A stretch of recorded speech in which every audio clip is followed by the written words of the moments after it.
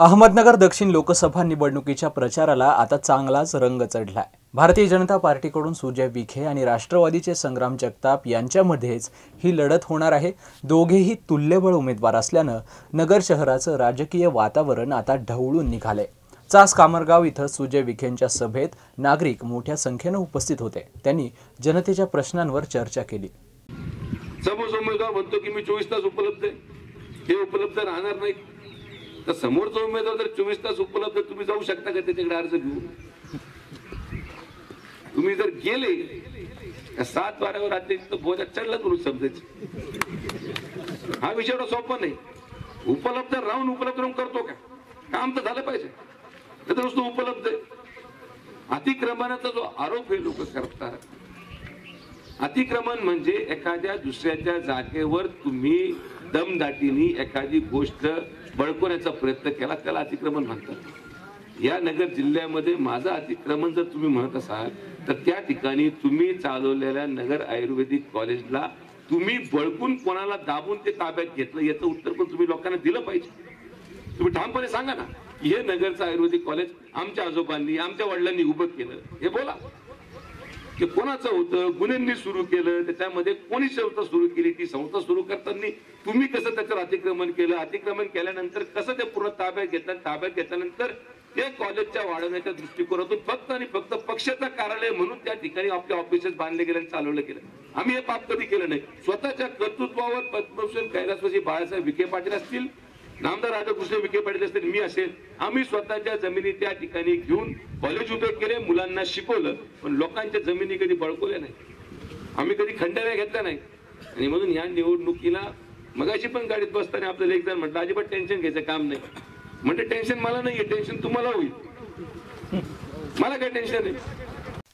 अतिक्रमण करण्याची सवय नक्की कुणाला आहे याची नगरकरांना चांगली जाण आहे। त्यामुळे आमच्यावर उत्तरेचं अतिक्रमण म्हणून टीका करणाऱ्यांचे गुन्हे आयुर्वेदमध्ये केलेले अतिक्रमण झाकता येणार नाही, अशी टीका भाजपचे उमेदवार डॉक्टर सुजय विखे पाटील यांनी केली।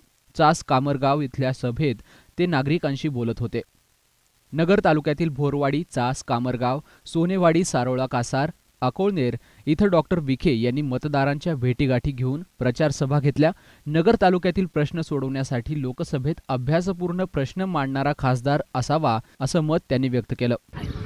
खासदारांनी काय केलं पाहिजे, कोणत्या वैचारिकतेचा खासदार आपण त्या ठिकाणी लोकसभेमध्ये पाठवणार आहोत, त्याचा अभ्यास पाणी प्रश्नावर किती आहे, याची ही निवडणूक आहे। ही निवडणूक जेवढी पक्षाची आहे, भारतीय जनता पार्टी विरुद्ध राष्ट्रवादी काँग्रेस जशी निवडणूक आहे, त्याचबरोबर दोन उमेदवारांच्या असलेल्या तुलनात्मक चित्राची निवडणूक। या दोन उमेदवारांपैकी पाणी प्रश्न कोण सोडू शकतं, या दोन उमेदवारांपैकी कोण तुमच्या खरं कामाला येऊ शकतं, हा मुद्दा कोण बाहेरचा आहे कोण घराचा हा विषयच नाही। मी हा इथंच आहे, लोकसेवेच्या जनसेवेच्या माध्यमातून त्या ठिकाणी आरोग्य शिबिराच्या माध्यमातून लोकांची सेवा त्या ठिकाणी करत राहणार। जेवढे दुष्काळ भागातले लोक असतील, जिरायत भागातले शेतकरी असतील, त्यांना कुठेतरी त्या ठिकाणी न्याय द्यायचं काम आपण करतोय।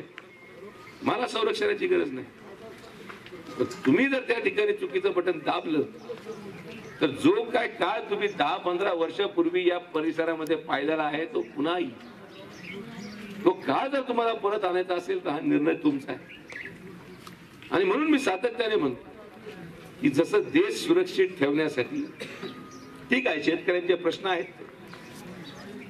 शेतकऱ्यांचे मुद्दे असतील, पण शेवटी शेतकऱ्यांचे मुद्दे पक्षविरहित त्या ठिकाणी पक्षापेक्षा माणूस जर तुमचा मुद्दा मांडायला त्या ठिकाणी लोकसभेमध्ये गरजच नाही मिळणार। 48 खासदार आहे लोकसभेमध्ये, पण पाणी प्रश्नावर कोणी बोलत नाही, नदी जोड प्रकल्पाबाबतीत कोणी बोलत नाही, कोकणातलं पाणी वळवण्याबाबतीत कोणी बोलत नाही। आणि म्हणून हे सगळे प्रश्न मांडायला तुम्ही त्या ठिकाणी अभ्यासू माणूस पाठवता पाहिजे, लोकसभेमध्ये बोलता आलं पाहिजे। आपण जेव्हा प्रश्न मांडतो तेव्हा त्या ठिकाणी या देशातले 543 लोक ऐकण्यासाठी बसलेले असतात। तुम्ही काय बोलता? समोरचा व्यक्ती 4 वर्षापासून विधानसभेमध्ये फक्त 4च मिनिटं बोलला। Bureau report, metro news, Ahmednagar.